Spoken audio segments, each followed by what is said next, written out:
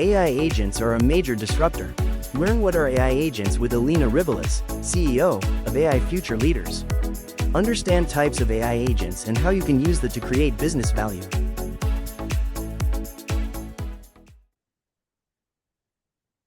Hi, my name is Alina, and today I want to talk to you about AI agents.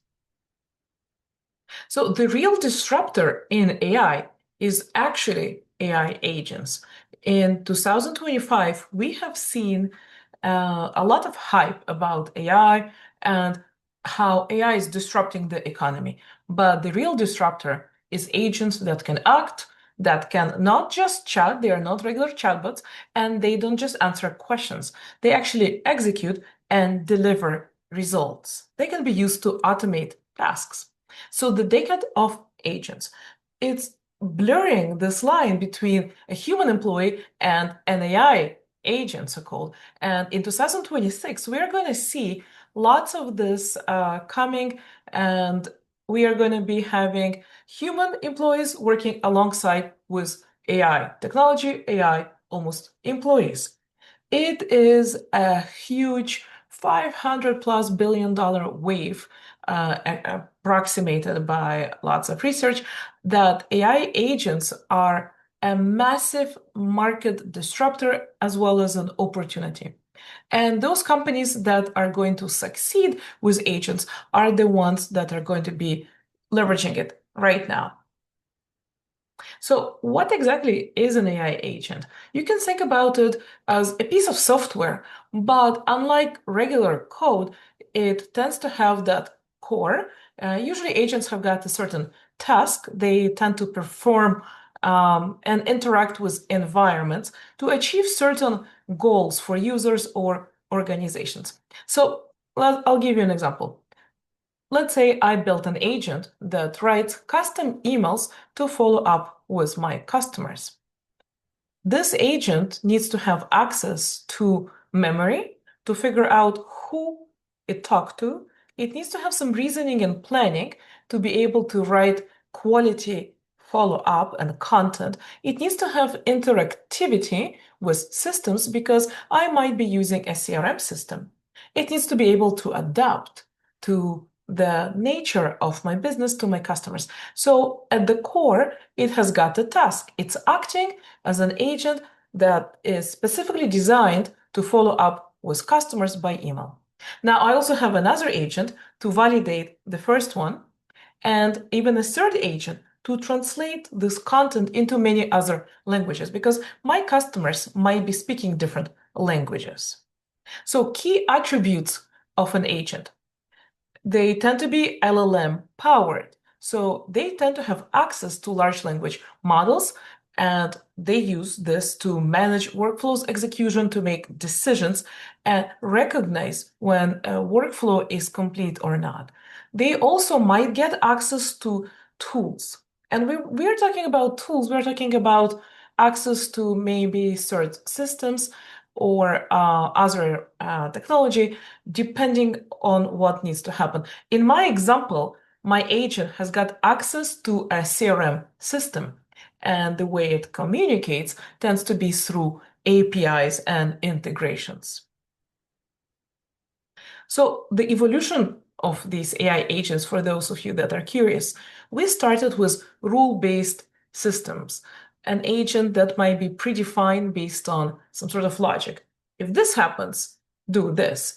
If a customer joins my business, a record gets entered into a database, then I have got, for example, something that triggers a welcome message. So that's a rules-based agent.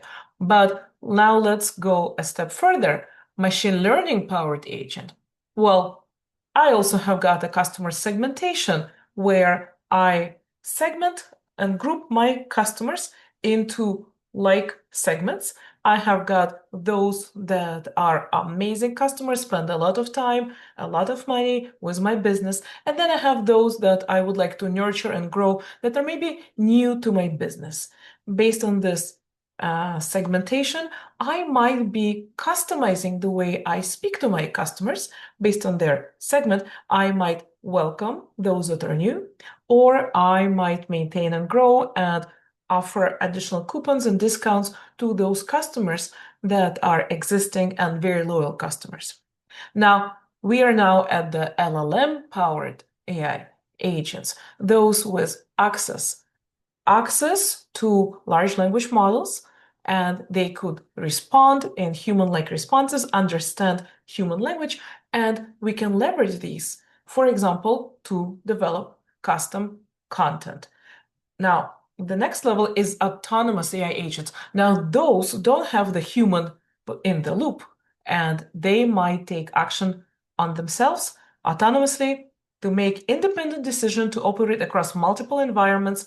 They might have integrations to many other systems, and they might be talking to other AI-driven agents. Now, you're asking yourself, well, when should I be building this?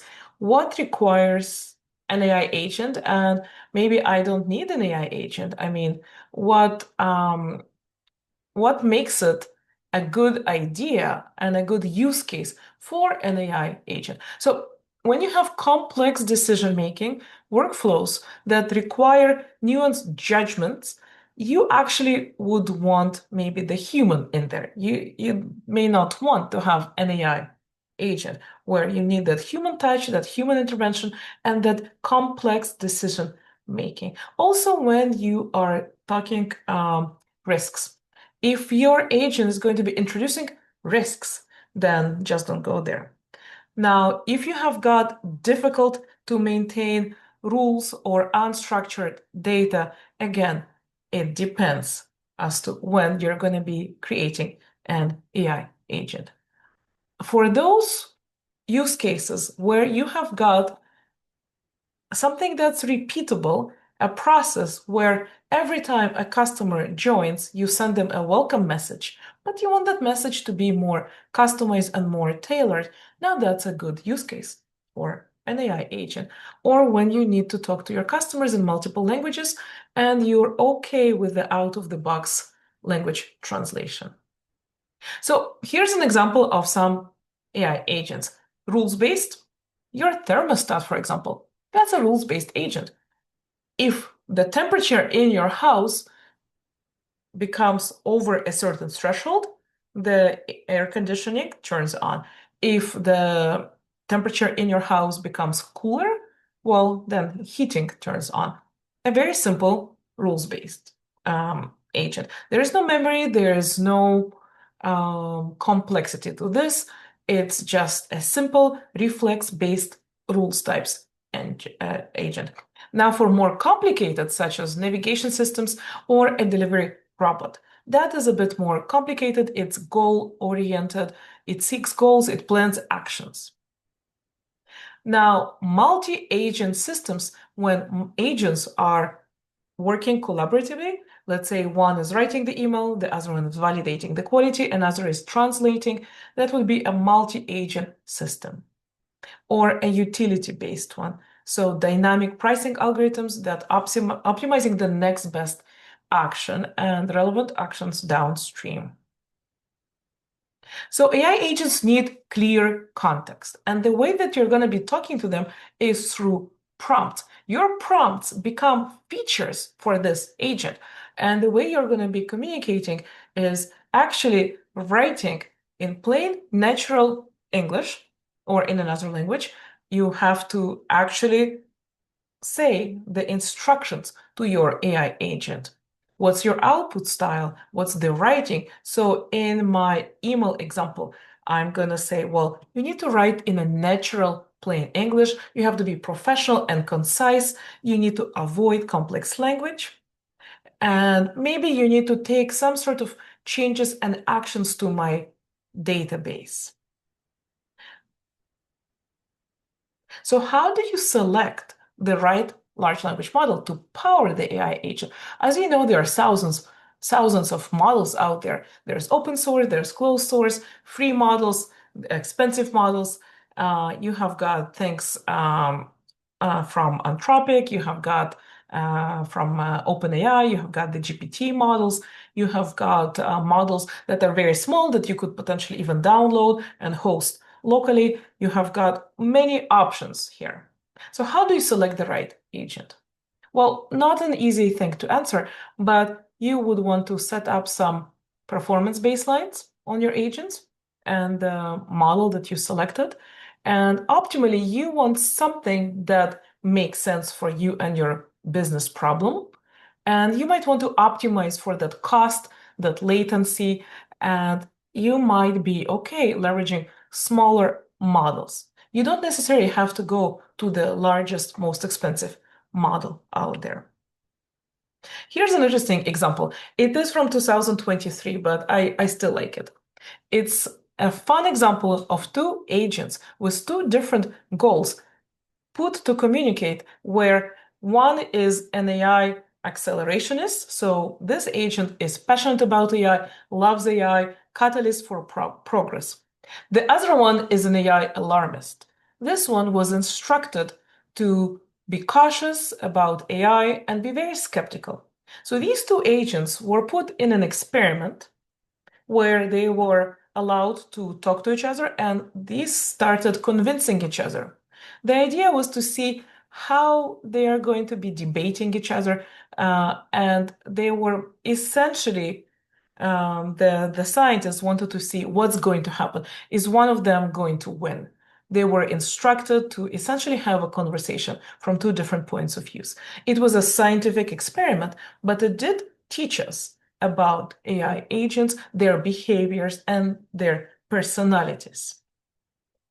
So this is a fun example, a single agent versus multiple agentic systems, where many agents collaboratively working together across different systems. They might have different goals, but the idea is for different tasks, you might want to have specialized agents. In my example, I have got an agent that is very good at writing emails to talk to customers.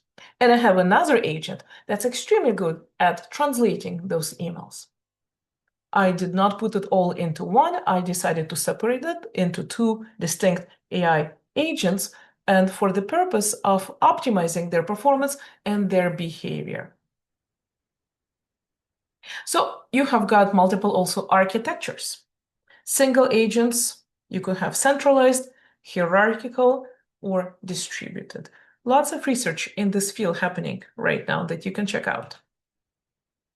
So if you want to learn more about AI agents and how to build them, if you're actually interested in hands-on building of agents with different tools and techniques, and there's multiple platforms out there for you to try it out, such as N8N, Zapier, lots of other platforms out there. Do check it out. We have got a course coming up on January 18 from AI Future Leaders.